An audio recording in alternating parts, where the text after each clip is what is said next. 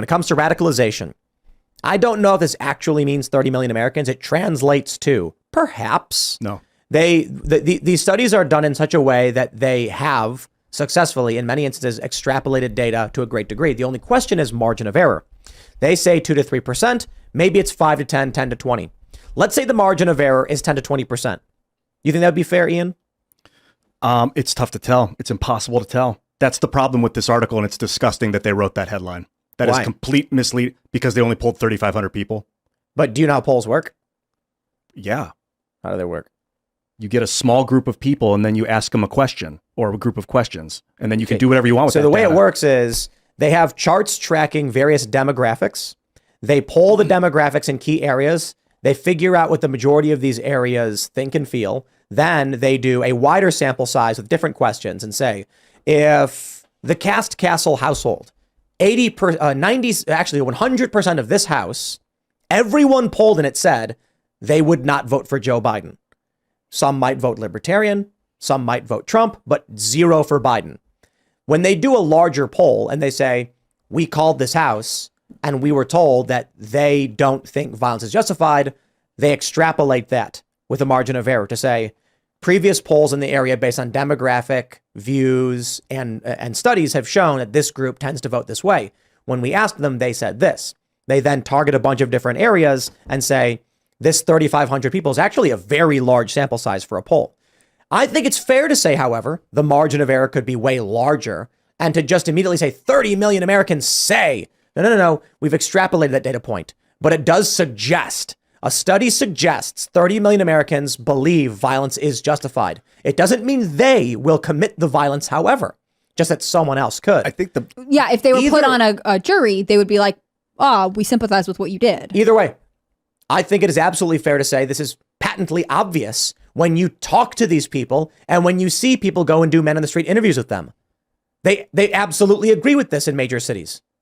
Oh, in a lot of places, definitely. I just think that they should have done it by percentage, like this percentage of people versus 30 million, because that makes it sound like there's exactly 30 million out here that are ready to go to war. Right yeah, now. could say, and it also says that the study says that 30 million people said it. I mean, this is completely misleading, disgusting. 10%.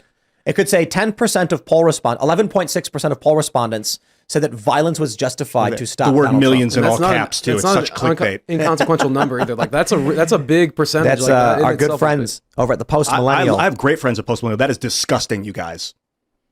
30 million Americans did not say this. That's very, very different.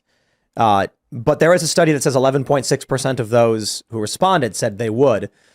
I don't think the study just went to an Antifa enclave or went to a DNC meeting and said, how do you feel? I think they did a standard, study.